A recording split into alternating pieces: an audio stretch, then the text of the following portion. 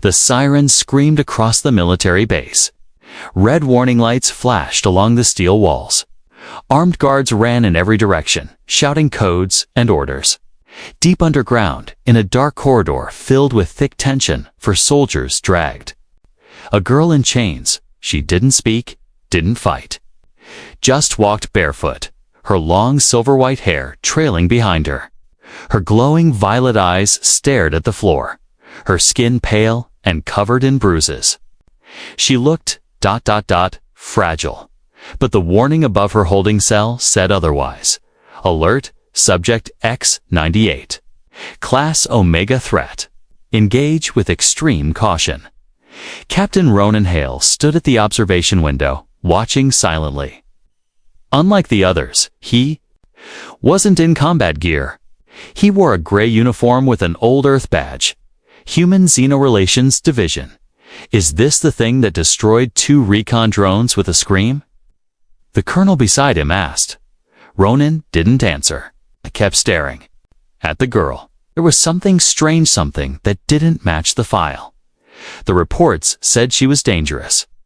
A living weapon, a hybrid alien engineered for war. But what Ronan saw now wasn't a killer. When the soldiers shoved her into the cell and slammed the door, she didn't react. She just sat in the corner, wrapping her arms around her knees. Like a child, one guard tossed her a metal food tray, slid across the floor, and hit her ankle, making her flinch. Pathetic, the guard muttered. Scared now that we've got her. The colonel chuckled. She'll talk once we turn up the heat. Won't take long. But Ronan didn't laugh. He looked at the girl again. She glanced up just for a second, then her eyes met his there. Was no hatred, no anger. Just fear. An hour later, Ronan entered the cell. Alone, the room was small and cold. A single dim light hung from above. The girl sat in the same place, unmoving. He walked in slowly, hands open, no weapons. He pulled a chair and sat down a few feet from her. I'm Captain Ronan Hale, he said softly. I'm not here to hurt you. She didn't reply. Her eyes flicked to his face, then back to the floor. I study alien languages, Ronan continued. I'm here to understand. That's all. Still no answer. But her breathing slowed, just a little. He reached into his jacket and pulled out a small translator sphere. He rolled it gently across the floor, stopped near her feet. If you speak, it can help me understand you. For a long moment, there was silence. Then, very softly, a voice. Help. Ronan blinked. He wasn't sure if he heard it right. Can you say that again? He asked. The girl raised her head slowly. Her voice was hoarse, barely a whisper. Help. Me. Ronan leaned forward. I want to. But I need to know who you are. What's your name? She blinked. Her lips trembled. Allah, she whispered. My name. Allah, the translator confirmed it. Her voice pattern was genuine. This wasn't a trap or mimic. She had a name. Ronan sat back in shock. The military hadn't even bothered to ask. They just called her Subject X-98. How did you get here, Isla? She shook her head slowly, tears forming in the corners of her eyes. Run, I ran, bad place. Lab, full of pain. Suddenly, her body tensed.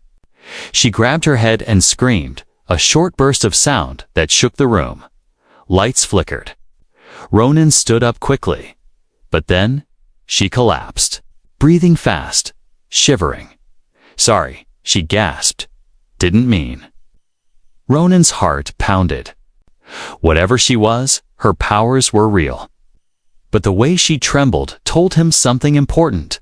She was terrified of herself. That night. Ronan reviewed the files again. None of it made sense.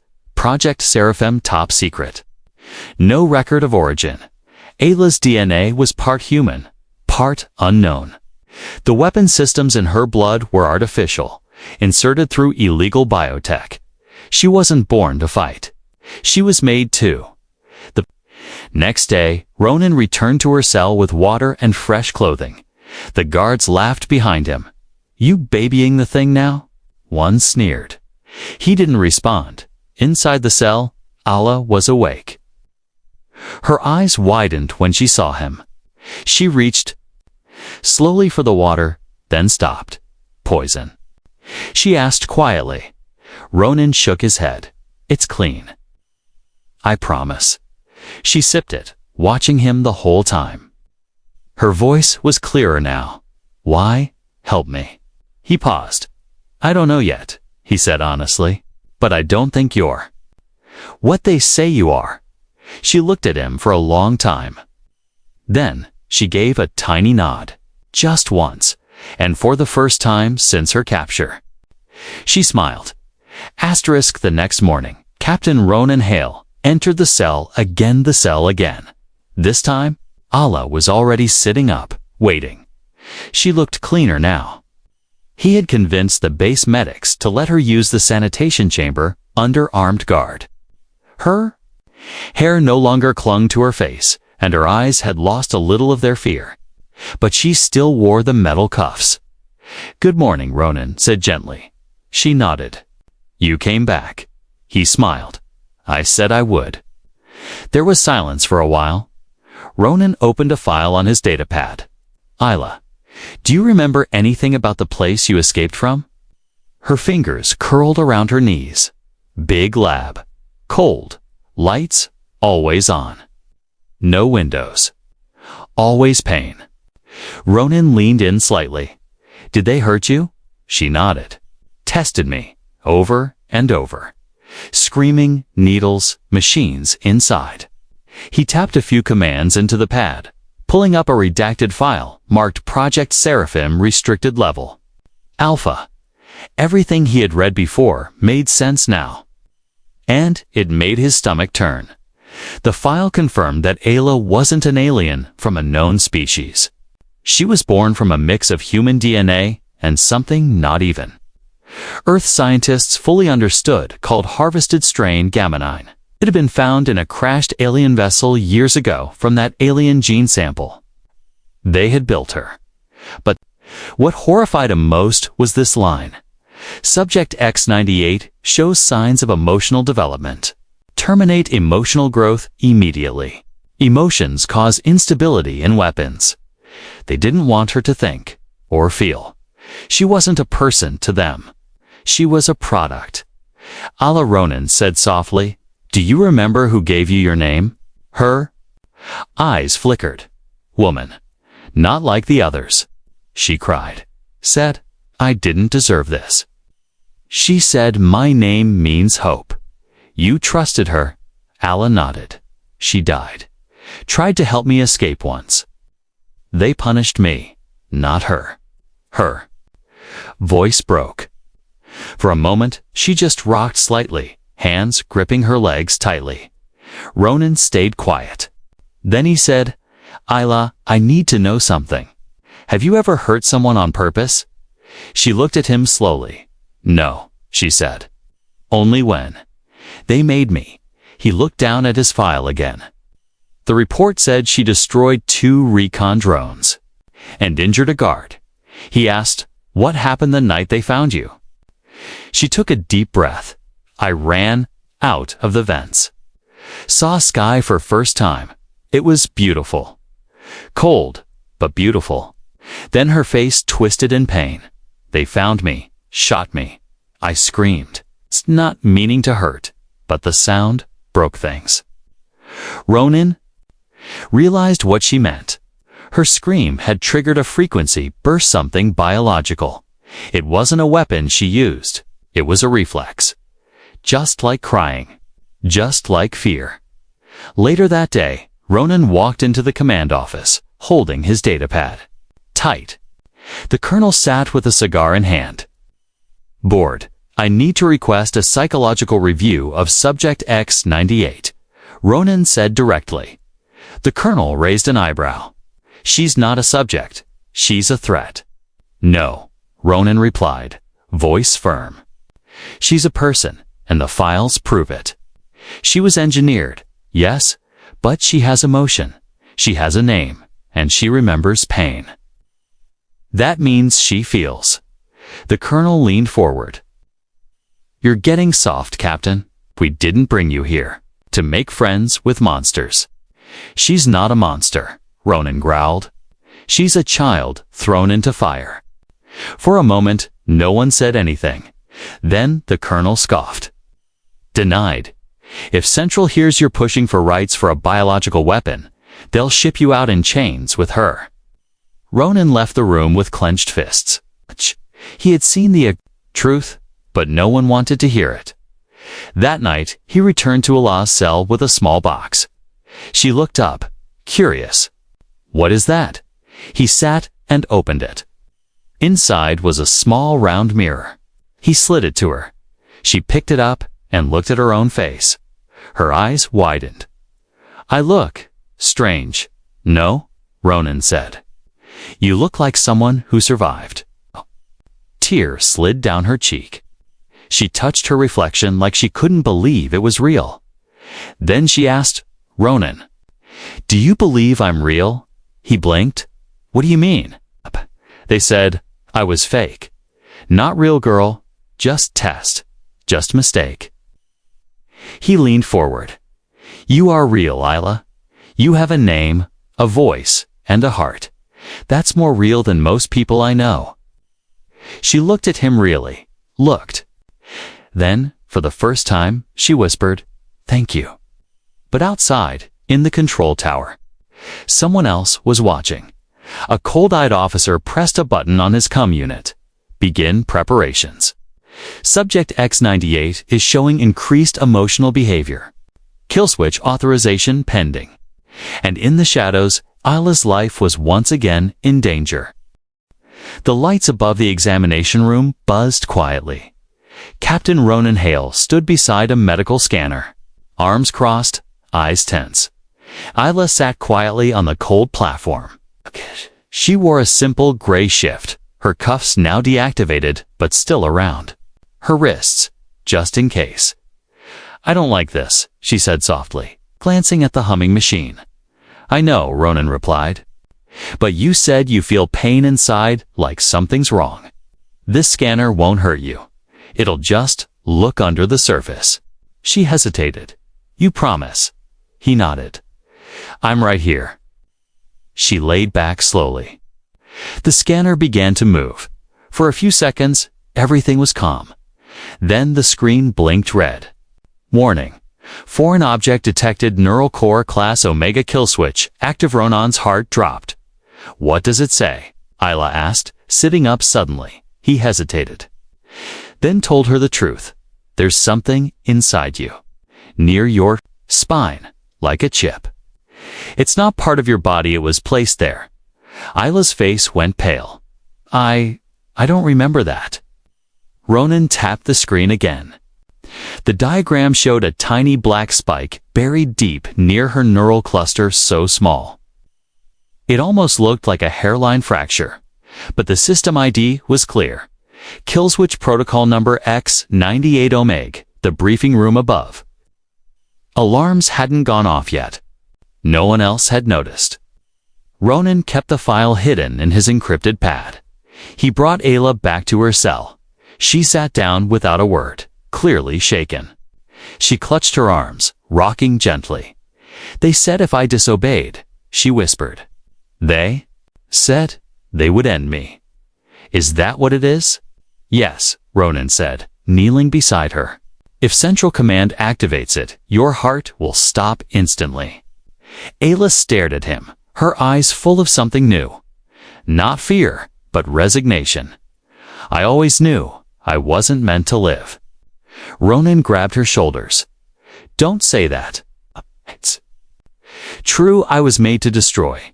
But if I fail, they destroy me. Not if I stop them first. That night, Ronan broke 10 military rules.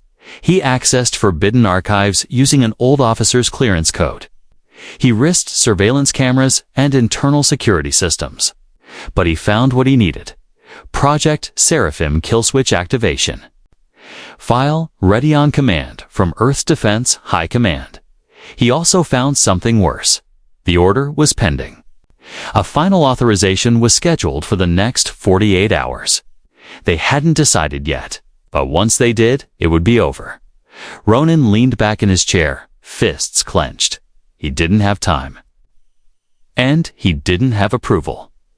If he wanted to save her, he had to act now.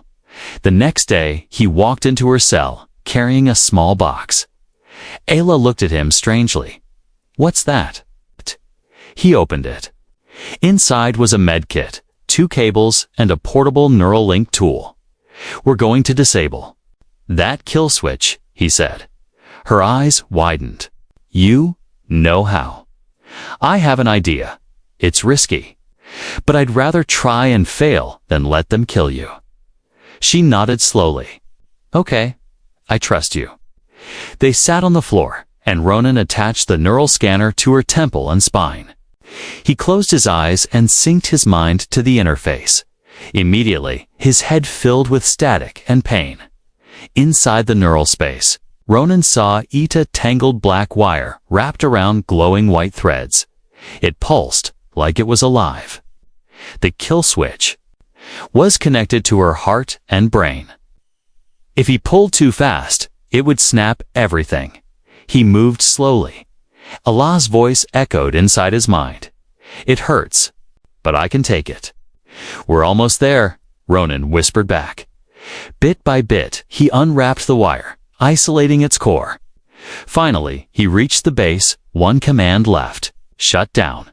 He pressed it, everything went dark. Ronan gasped and pulled off the scanner. Sweat poured down his face. Ayla lay still, her eyes closed. He panicked. "Ayla," then she stirred. Her eyes fluttered open. "I'm still here."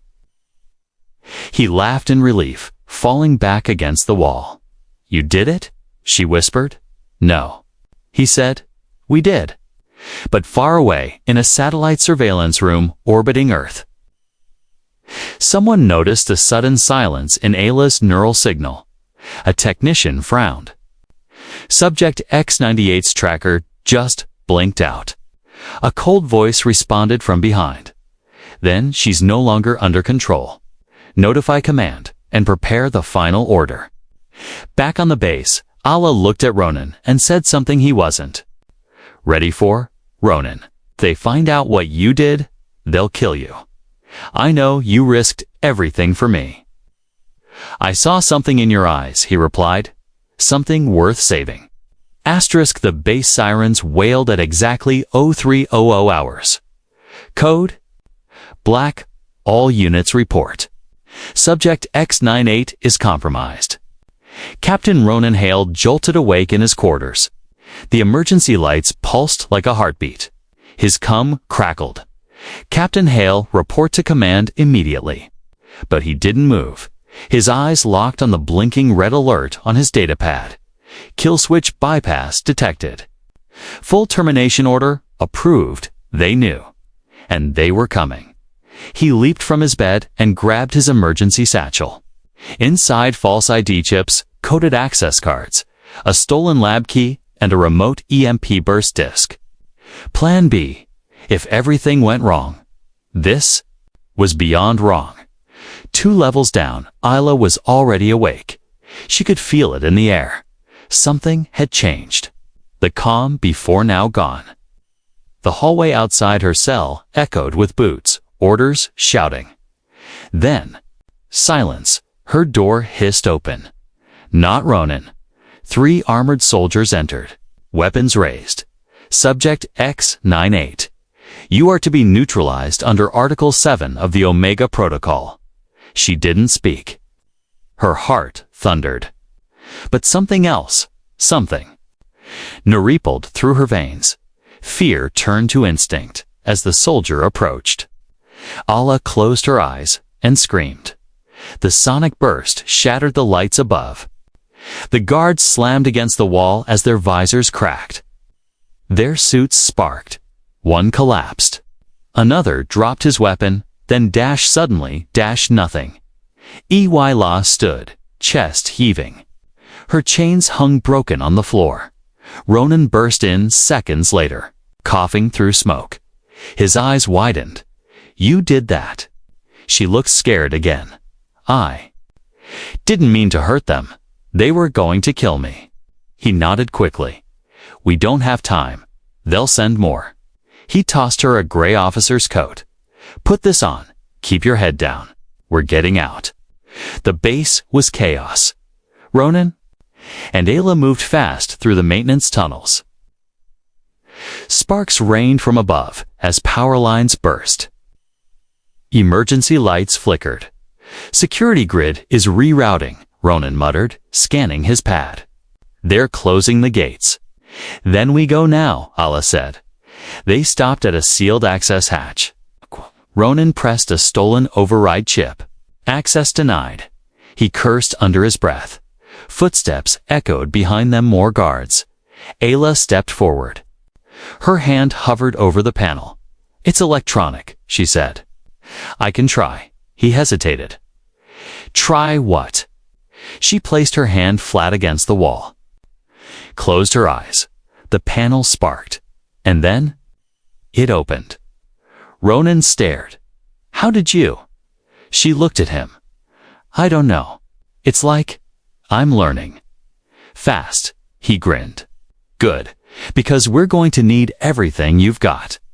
They reached the launch bay. Ronan led her to Bay 17, where an old scout shuttle was stored. Dusty, slow but unregistered. Perfect for disappearing.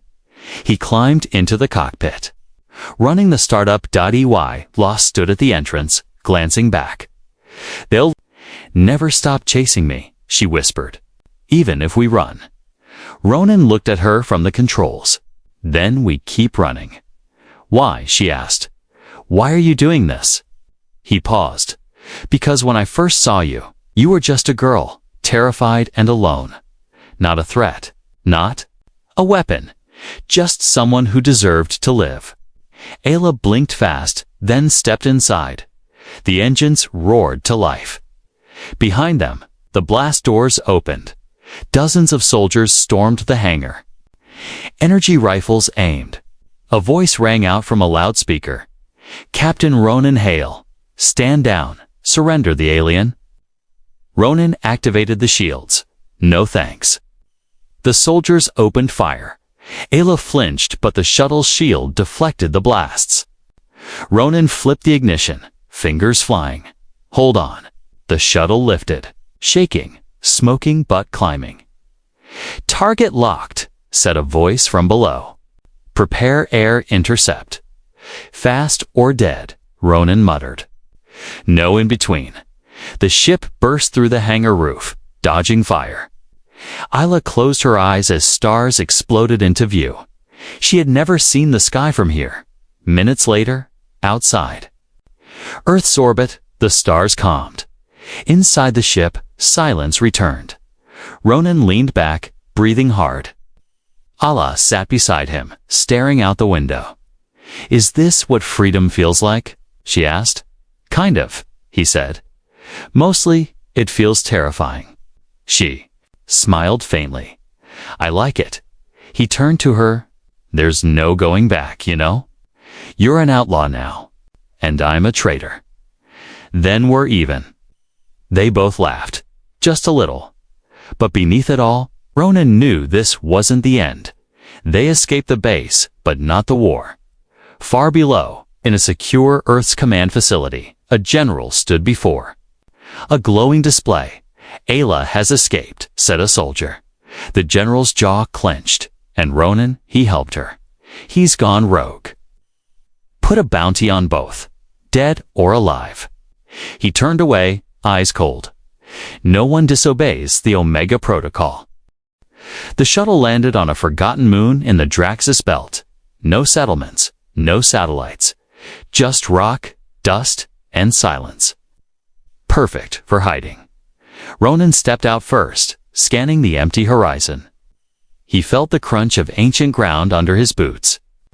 A weak atmosphere clung to the surface just enough for short walks with breathing masks. "This place is dead." Kayla whispered, stepping beside him. Exactly, Ronan replied. No one will find us here.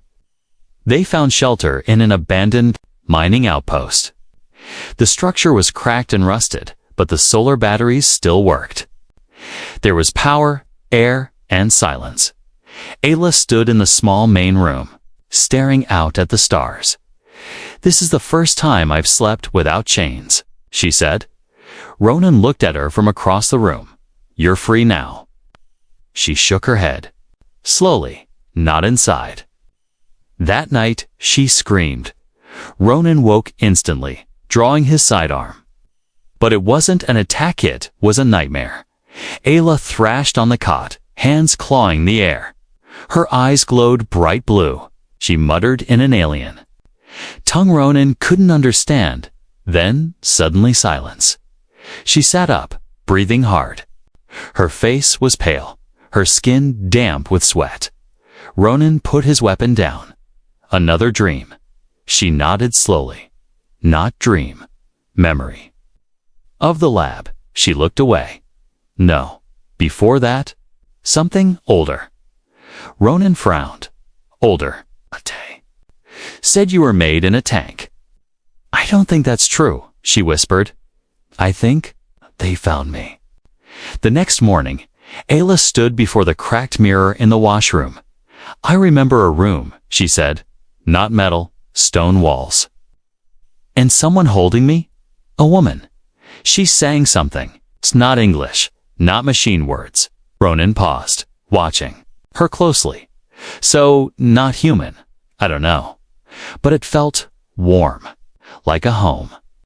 He opened his datapad and searched through the fragments he had stolen from the Seraphim files. Most were corrupted. But one photo survived, an image of a jungle planet, its surface marked Site Theta black. He turned the screen to her. This. Look familiar. Ayla's eyes widened. That's it. That's the place from my dreams. They pieced together what little information they had. Site Theta Black had been a classified dig site 12 years ago. Scientists recovered unknown life forms and genetic samples. One of those samples was used to make Project X-98. But now, Ronan had a different theory. You weren't made, he said. You were taken. She sat down slowly. Then, the lab, all the pain. They tried to force your DNA to adapt. Splice it. Turn you into a weapon they could control. But I was alive before that. He nodded. And someone loved you. Later that day, Ala sat in silence by the cracked window. The sky above the moon was still. She closed her eyes. Ronan, something I've never told you. He looked up from the panel he was repairing. What is it? When I get scared, something wakes up inside me. A voice, not mine. His brow furrowed. What kind of voice? It's like something ancient, like it's protecting me, but also warning me. Last night, in the dream, it said one word. What? Word. She looked at him with glowing eyes. Mother? That night, they ran another scan on Ala's neural core. But instead of looking for weapons, Ronan used the scanner to map her memories fragments buried deep in her brain. What they found stunned them both. Images of a green world, a glowing temple. Tall, elegant creatures with white skin and long fingers. And a child Dela, younger, laughing in the arms of a woman with eyes just like hers. The scan also showed something else, a signature. In her neural DNA. Not military. Not human. Ronan whispered, it's a memory lock. Alien tech. They didn't put that there. You were born with it. Ayla stood slowly, hand over her heart. So, I was someone before all this. Yes, Ronan said. You're not their creation. You're someone's daughter. But just as they began to understand, a signal interrupted their peace. A faint ping, low frequency. Not a ship, but a probe. A tracker. Ronan cursed. They found us. Ayla didn't panic. Her voice was calm, steady. "Then we go to wear it." All began, "You mean Theta Black?" She nodded. "I need answers. I need to know who I was before they turned me into this." Ronan grabbed his gear. "Then let's find your past and burn theirs down." Far across the galaxy, in the shadows of Earth Command, the lead scientist of Project Seraphim stared at a blinking alert. Subject X-98's neural signature had activated a location long thought destroyed. Site, Theta Black. He smiled darkly. "So, the little one is remembering." Asterisk, the jungle swallowed them whole. Thick vines hung from towering alien trees. The ground was wet with moss and glowing fungi. Strange insects buzzed through the air, their wings flashing colors not found on Earth. Ronan wiped sweat from his brow as he led the way through the dense vegetation. Ayla walked close behind, her steps light, quiet as if the forest was speaking to her in whispers. "This place shouldn't exist anymore," he said. "The files said it was destroyed." "It was never destroyed," Ayla replied softly. "Just hidden. They didn't want others to find it." "Why?" She looked ahead with glowing eyes. "Because what's buried here is the truth." They found the ruins by nightfall. A wide clearing stretched out before them, covered in broken stone and overgrown roots. Half-sunken structures poked through the ground, shaped like temples, but carved with symbols that pulsed faintly in the dark. And in the center, a metal hatch, rusted and half-dash buried. Site Theta Black. Ronan crouched beside it, brushing off the dirt. "No key," he muttered. "No code." Ayla knelt beside him. "I remembered this door." She placed her hand on the hatch. It glowed. The symbols on the stone around them lit up like fireflies. The metal hissed and the hatch slid open with a deep groan. Ronan stared. "How did you?" "I don't know," she whispered. "But my body does." They stepped into the darkness. The old lab stretched deep underground. Its lights flickered, weakly, powered by decaying energy cores. The air was thick, stale, full of silence and ghosts. Ayla moved slowly, running her fingers along the walls. Her eyes flicked from room to room. "I was here," she said. "They locked me in that chamber, tested me there, cried there." Ronan's fists clenched. "They tortured a child, called it science." They reached the central lab. Broken glass and shattered screens littered the floor. In the center stood a series of long glass pods, most cracked and empty. All except one. Inside was a figure, motionless, floating in green fluid. Ayla stepped closer. Her hands shook. "That was me." Ronan stared at the pod. The girl inside had the same face, same silver hair. But her body was smaller, barely 12 years old. A clone. A backup. "No," Ayla whispered. "That's not a clone. That's the real me." "What do you mean?" She turned to him slowly. "They didn't grow me. They duplicated me, took me from the temple, and made copies. I'm the one who escaped." Ronan looked at the lab again. Then this is one of the failed versions. Ayla touched the glass. Her fingers trembled. "She's dreaming," she said. "I can feel it." Suddenly, lights snapped on. A voice echoed through the lab, cold, mechanical. "Welcome back, Subject X-98. Ronan drew his blaster. "Who said that?" From the walls, small cameras swiveled toward them, and from the shadows, a floating AI unit emerged. Its core flickered with red light. "You should not have returned. Protocols require your termination." "Not today," Ronan muttered, firing. The AI dodged. Sparks flew as it released a pulse of energy. Ronan hit the floor, shielding Ayla. But Ayla stood tall. She raised her hands and the machines around them froze. "Stop," she whispered. The AI's voice stuttered. "Override detected." Subject X-98 Possesses alpha clearance. Ronan looked up. What did you do? I don't know, she said. But I think I was meant to command them, not be controlled by them. The AI trembled, then shut down. They stood in silence. Ayla looked down at the sleeping girl inside the pod.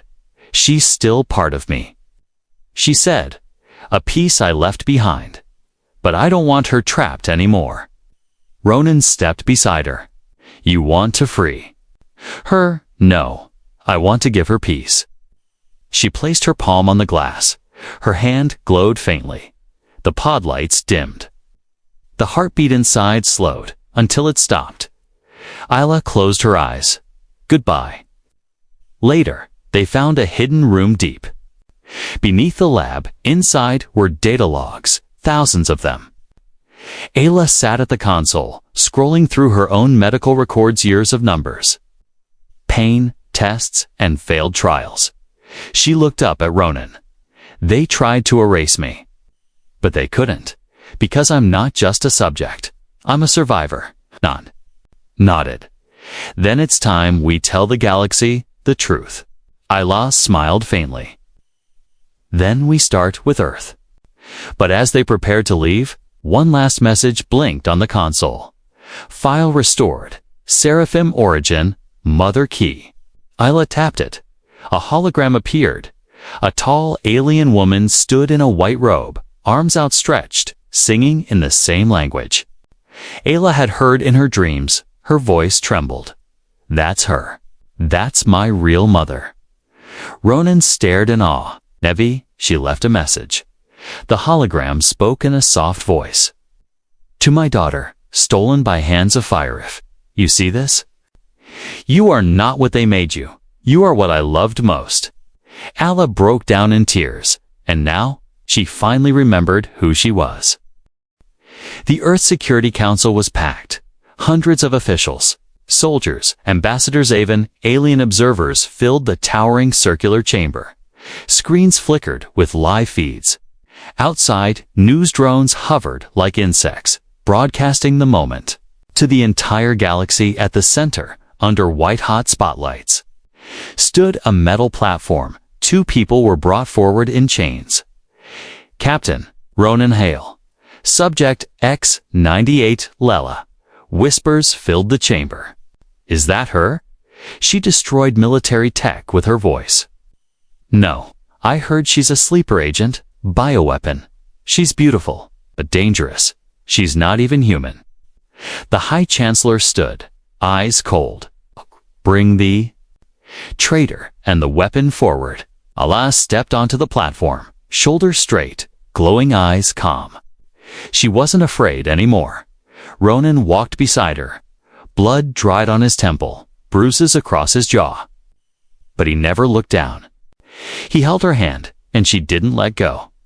You stand accused, the Chancellor declared, of breaking military command, disabling a classified kill switch, attacking Earth forces, and fleeing justice. Speak now, before sentencing. Ronan raised his chin. Everything you just said is true. Gasps rippled through the room. But you left something out, he added. I did it to save a life. The Chancellor sneered. A life. That thing is a weapon. Ronan turned to Ayla. She didn't flinch, didn't hide. She spoke clearly. I was taken from my people. Changed, hurt, forced into silence. I am not a weapon. I'm someone's daughter. And I remember who I am. The room fell silent. She reached into the folds of her coat and revealed a small hologram crystal. I brought proof, she said, of what they did to me, of what I was before Project Seraphim. She pressed the device. The chamber darkened. A hologram flickered to life. A tall alien woman appeared, draped in robes. Her voice sang softly, echoing through the council hall. To my daughter, if you see this, know that I loved you, and you are not what they made you. Gasps turned to murmurs. Many of the council members leaned forward. The hologram changed, now showing data logs from Site Theta Black, surgical. Entries, genetic experiments, cryopods, test failures. It was all there. The truth. She's not a threat, Ronan said, his voice steady. She's a survivor. She still attacked Earth forces, the Chancellor snapped. To protect herself, Ronan replied. You ordered her death before she ever raised her hand. One of the alien ambassadors stood. This tribunal no longer speaks for justice. It fears what it cannot control. Another ambassador from a human colony nodded. The child has done nothing wrong. You created her. And now you want to destroy her for surviving. The council began to argue, some demanding her release, others shouting for containment. Panic swelled. Then Nayla stepped forward alone. I will leave, she said calmly. If you fear me, I will not stay. The chamber quieted. But know this, she continued. You cannot kill me again. I am not a machine. I feel. I remember. And I forgive. She looked at Ronan and whispered, if they won't listen, then let's go. But before they could move, the Chancellor gave one last order. Security. Stop them. Detain them both. Soldiers moved. Ronan pulled Allah behind him, ready to fight again. Then a voice rang out clear, ancient, echoing through the walls. You will not touch her. From above, a glowing portal opened in midair. A beam of light spilled down, and, descending through it, her real mother. Tall, radiant, eyes full of power and sorrow. The woman from Allah's memories. The one who had sung in her dreams. Gasps filled the room. Even the guards froze. The alien woman landed gently and stepped forward. I have come to claim my child, she said.